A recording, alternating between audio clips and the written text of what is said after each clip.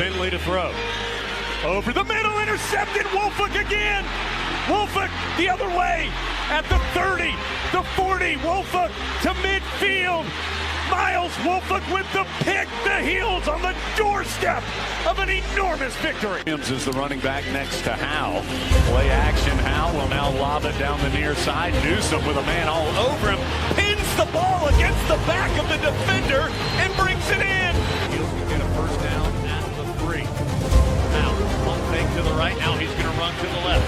Now at the 5. Takes the shot. Pinballing off the chains for the touchdown. Showing the toughness for 6. Cardinals down 4, 35-31. May has the shotgun snap. Pressure coming. Rolls to the right. Goes to the end zone. Touchdown! Touchdown, Antoine Green! 16 seconds to go. No flag. Snapping it off the 8-yard line. May pulls it, tries to roll to the far side. Oh, now he's going to throw it and score! Throws it to Payson in the end zone for the touchdown. They are throwing this left hand. Was walking out on the run and threw it left-handed. Bernard fields it at the 26. Heading to the far side. Theo at the 35. Theo, he's at the 50. No, he's not. Yes, he is. Theo, he's going to take it for a touchdown.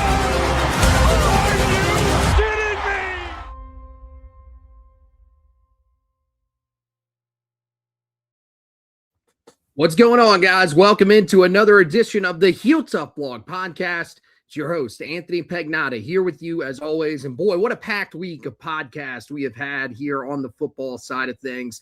And rightfully so. There has been a lot of news that has come out. Of course, you have official visits that have started. So we did that edition of the podcast. We had a great interview with Andrew Jones, and we thought that was going to be it for the week. And then we get some news that Carolina is losing a member of its quarterback battle, at least the quarterback battle that we anticipated in the fall. And so we're going to have to talk about that here today. We'll talk about Bill Belichick's hot seat and where exactly it's at heading into the season after we asked Andrew Jones a little bit about that on Thursday night. And then we'll also get Josh's reaction to the game times that have been set for Carolina. All 4 of them are noon kicks, and we'll figure out whether or not he's worried about that season opener the way that I am. But as I said, we have to get into a member of the quarterback battle no longer being a part of that for Carolina. And it's not any of the guys that were with the team in the spring. It's the wild card that was supposed to come in for Carolina in the fall in Taron Dickens, the quarterback out of Western Carolina. It was announced yesterday by Inside Carolina that he was no longer committing or no longer planning to enroll at Carolina. Instead, he was decommitting from Carolina and re-entering his name into the transfer portal as of Friday morning. He had reportedly been dealing with some academic issues at the time that he signed with Carolina back in the winter. And so there are some thoughts that it could be something academic that is ultimately holding him back from enrolling at Carolina. There are also some people that believe that he could have just looked at, a situation maybe like Texas Tech, a school that now is looking for a starting quarterback for this upcoming season, although they do have somebody already in-house that they may like. They may still want to bring somebody else in and could be willing to pay the money to be able to do that. So we're not sure what exactly the reasoning is. It hasn't been, fully reported. But, the fact that he was dealing with those academic issues is certainly something to note as we sit here a day after he ends up announcing, or a day after it is announced that he is not going to be with the team. Of course, for him, one of the big enigmas when it came to Carolina's offseason, because he finished 2025 with a tremendous stat line, 3,508 yards passing, 38 touchdowns, and 2 interceptions on 74.2% completions through the air. He also had 97 carries for 321 yards and a touchdown on the ground, and did that all in just 9 games. For his career, Dickens completed 74% of his passes for 5,063 yards, 51 touchdowns, just 5 interceptions, while running for 371 yards and 3 touchdowns on 161 carries. You know, the first thing to discuss here is just how big of a loss this is for Carolina, because there are some people that are panicking in the Tar Heel fan base. They are saying that this is the end of Carolina's season. This was supposed to be the guy at the quarterback position. But I don't know if I'm necessarily there, judging off of some of the comments that we've heard from the coaching staff and the fact that this was going to be a battle going into the fall. What about you, Josh Marlowe? How do you feel about Dickens' decision and what it ultimately means? Well, on the surface, we don't know how big of a loss this really is, because we don't know what his role was going to be. I was of the belief that he was going to factor in to the quarterback battle that's going to go into fall camp. And I was of the opinion that he was going to have some sort of role against TCU, but I don't know how big that role was going to be. If y'all listen to our interview with Andrew Jones we did earlier in the week, he was very much of the opinion that he thought Carolina should be prepared to have 2 looks going into that game.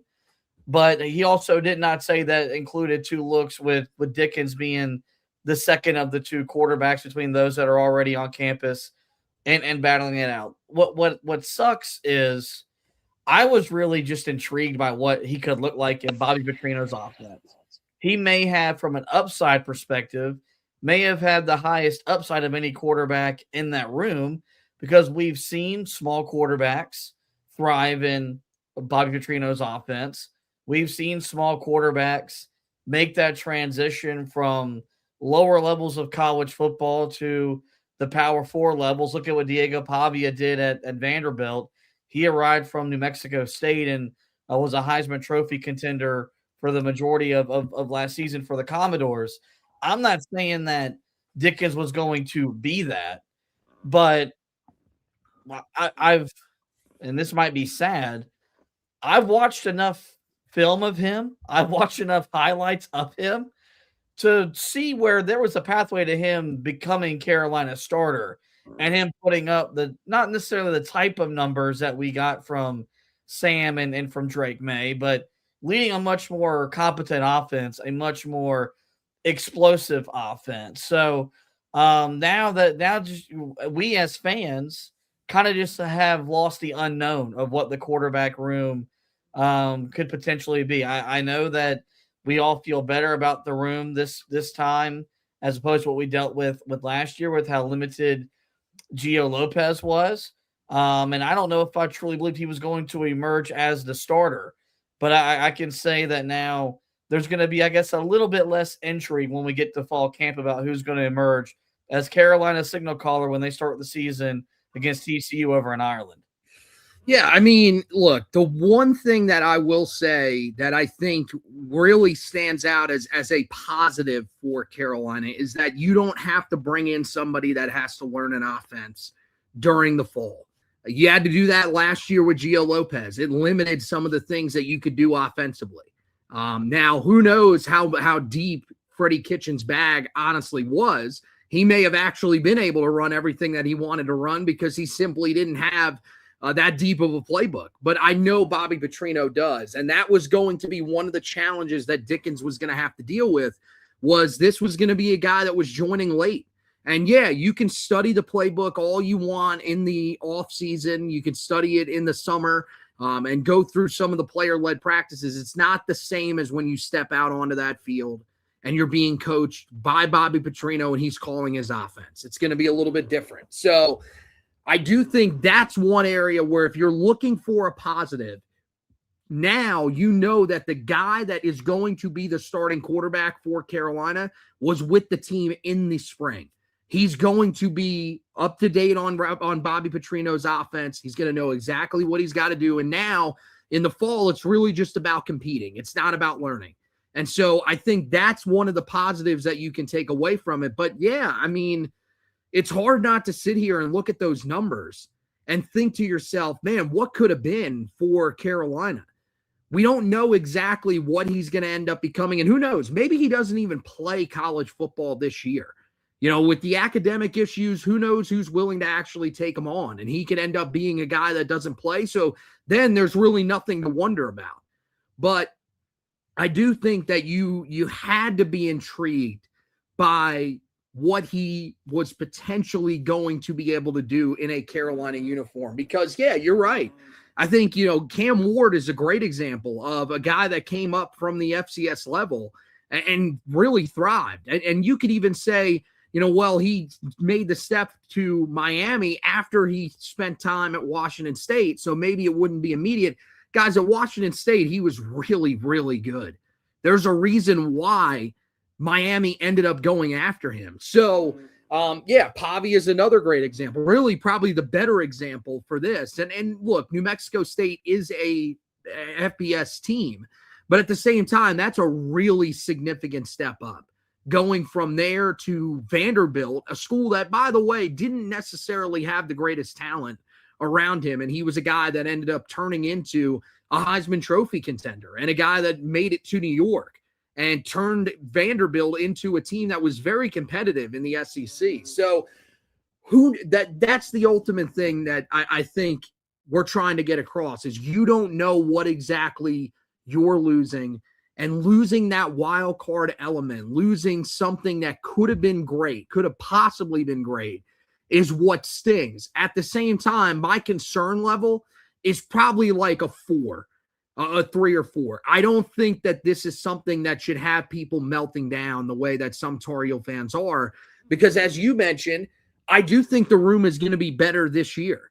I think Billy Edwards Jr. is, a better quarterback than Gio Lopez. How much better, I think, is going to be interesting to find out. But I do think he's better. Miles O'Neill, who I want to win the job because I think he is a guy that was handpicked by Bobby Petrino. We know that he's got a stronger arm than what Gio Lopez had last year. So I think if you're looking at that group, and then you've got Arturi Newkirk, a guy that, really – made some strides before last year around this time. I think this is an area where he could thrive again this year. And then you've also got a true freshman in Travis Burgess who could look a lot better than he did in the spring because he's more healthy and because he's now got a little bit of college life under his belt. I think all of those guys are very intriguing, and you could still get to a point where maybe you go into that TCU game with 2 different looks. I don't know how different Billy Edwards Jr. and Miles O'Neill would really be. Maybe that's where a guy like Travis Burgess comes into the fold because of his running ability. But I do think that what needs to be stated is that Carolina should not be in a panic mode. It still looks like their quarterback position is going to be better than it was last year, and it's hopefully going to be able to give Carolina a chance to win that season opener against TCU. Yeah, I definitely feel that way. I think even without Dickens, this room is better top to bottom. I think there's more just pure talent. I think there's more depth in this room. I also think there's better coaching. Like, I do think Bobby Petrino will be able to maximize this position in a way that Freddie Kitchens wasn't able to. And look, we put a lot of Gio Lopez's issues on Gio, and rightfully so. I thought there were a lot of mistakes that he made that were him mistakes, not coaching mistakes. But I also told you after Petrino was hired, you could have sold me on them retaining Gio Lopez and the offense having a better outlook for this upcoming season. I know that probably wasn't a popular opinion for the way that we saw Gio struggle down the stretch and losing those games, to Wake, Duke, and NC State, where all the growth we saw in the middle of the season kind of, disappeared in the final 3 games. But I felt like had he returned, Bobby would have been able to maximize him in a way that Freddie Kitchens was not. Regardless, you're still in a better spot when you start the season against the same opponent you started last season with. But, you're going to be on the road. You're going to be overseas. You're going to be in a completely different environment. There's not going to be college game day there. There's not going to be, the flood of NFL people that are just there to see what Bill Belichick looks like at the college level. You're not going to see Michael Jordan and Roy Williams sitting up in a box together watching you play. And you look across the sidelines and look, we know what the TCU program is under Sonny Dykes. They're going on 5 years removed from their miracle run to the national championship game. But, the guy that kicked our butt last year is no longer playing quarterback for him. He's at Indiana now. That's also a program that maybe we're better equipped to beat this time around as opposed to last year, because we tried to tell everyone how good they could have been.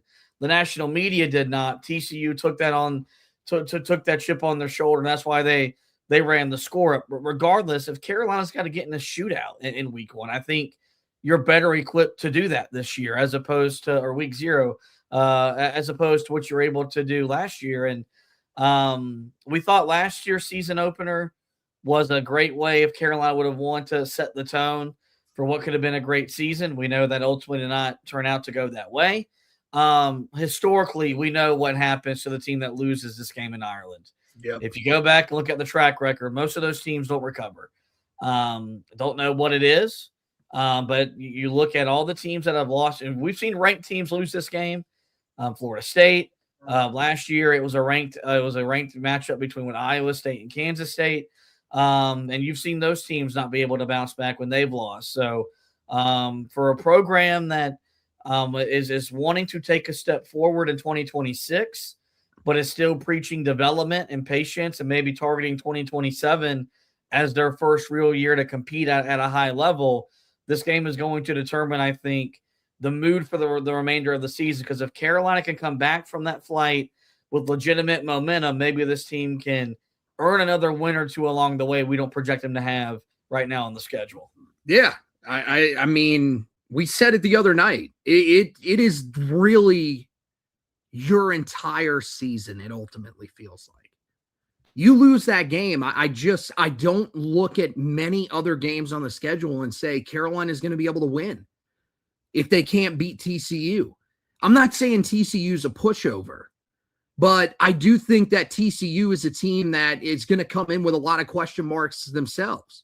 They're not the team that you saw last year. And you're right. We've tried to preach to people before that game, please do not take this team lightly. I had Carolina losing the game, and people were blasting me. Could not believe that I had Carolina losing to TCU. But that was a team that was really good at certain points last year. They didn't end up finishing the season great, but we saw in that season opener what their potential was. This year, they don't have the same potential. Carolina is the team that, is probably trending up from last year as opposed to a team in TCU that's trending down. Doesn't mean that TCU is the worst team coming in, but there's an opportunity for Carolina there. And I think the quarterback spot is going to be good enough to get you in a position where you can win that game. That's my message to Tar Heel fans if they are looking at this move from Taron Dickens and thinking, man, we're in a dire spot. Guys, what we heard coming out of spring practice was that the quarterback spot is in good shape. It's in a much better spot than it was last year. And they feel like guys like Billy Edwards Jr. and Miles O'Neill can probably win games for Carolina, probably at a higher rate than Gio Lopez did last year. Now, you're right. One thing that we need to keep stressing when it comes to Gio, even though, he's a guy that's taken runs at Bill Belichick. He's a guy that's taken runs at Carolina in general. He's a guy that I think was in a really bad situation last year. These guys are not in that situation. You're working with a guy in Bobby Petrino, who is one of the top offensive minds in college football. There's a reason why he's been able to go to so many different places and thrive. There's a reason why Lamar Jackson was able to win a Heisman Trophy under him.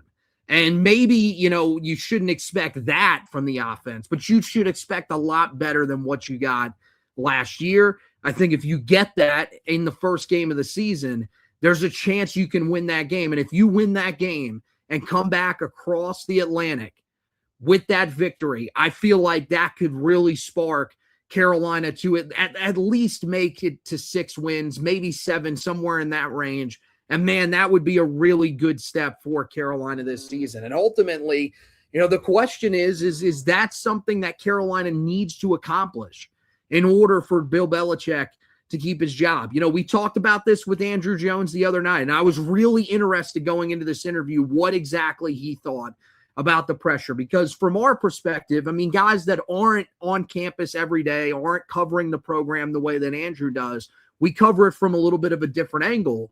We would tell you that, look, if things don't work out in year 2, if they go bad enough in year 2, then flush it. Then the experiment needs to go. But I was wondering if he would have the same sentiment. And ultimately, I mean, I think he did. I think he basically said, look, if things go that bad, then we could see Carolina make a coaching change this year. But in terms of that bad, I don't know if people are really thinking the way that we're thinking, in that in order for things to turn over at the end of the season and for Carolina to be looking for a new coach, I think you're going to have to probably be 3-9, 2-10, somewhere in that range, because as you said earlier, what's being preached as of right now is that Carolina is waiting until 2027 to really make a run at competing.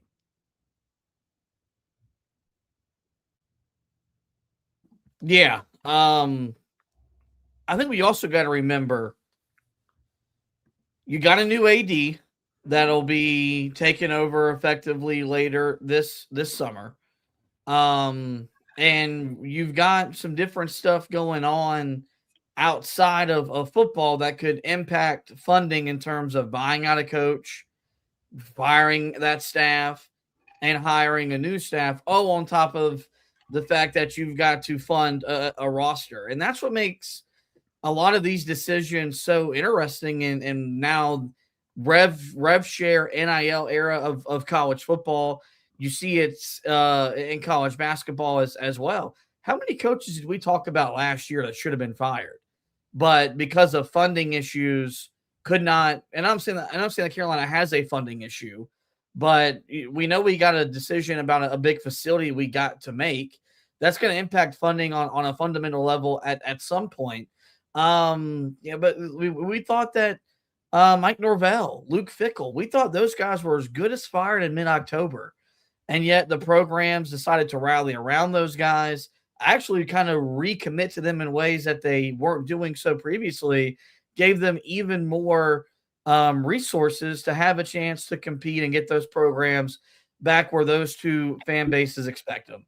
If Carolina bottoms out and we go 2-10 and we're not competitive in the rivalry games, there's no one in Keenan, and the 100-year celebration of the stadium is going to take a season long to really honor, then I think you really have no choice.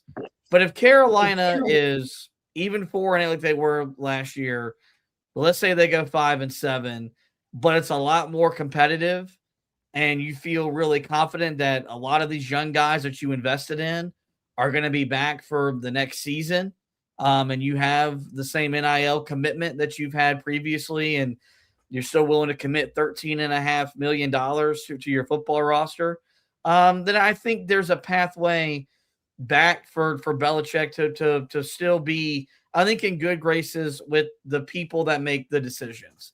I don't know if the fan base will be happy for it. Like, I know I did not sign up to have back-to-back losing seasons under Bill Belichick. I thought last year was going to be a foundation season, and we were going to be really competing for maybe not a playoff spot, but at least to be in the ACC championship conversation this year. That more than likely does not seem to happen. But kind of as Andrew, illustrated, for as much as there was reported around Belichick last year in a negative way, it feels like the people that he has to answer to are really happy with where he's at, where the program is at, and where the program is headed.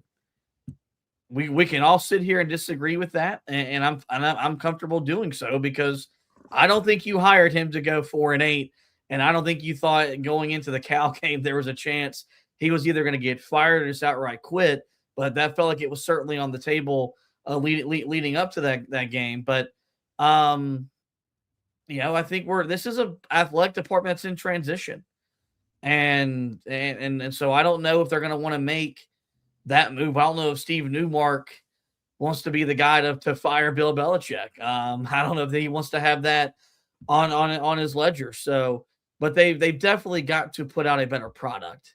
They've got to be a lot more competitive, because if we get to the end of the season and it looks a lot like it did last year, and there's no one in that stadium, or people are leaving for the floodgates like they were in some of the losses early last year, then I think they may be forced to make a decision they ultimately don't want to make. Yeah, and see, the thing that's important to note is that Steve Newmark was a part of the hiring process for Bill Belichick, even though he wasn't officially a part of the athletic department, because they knew that they were heading in that direction.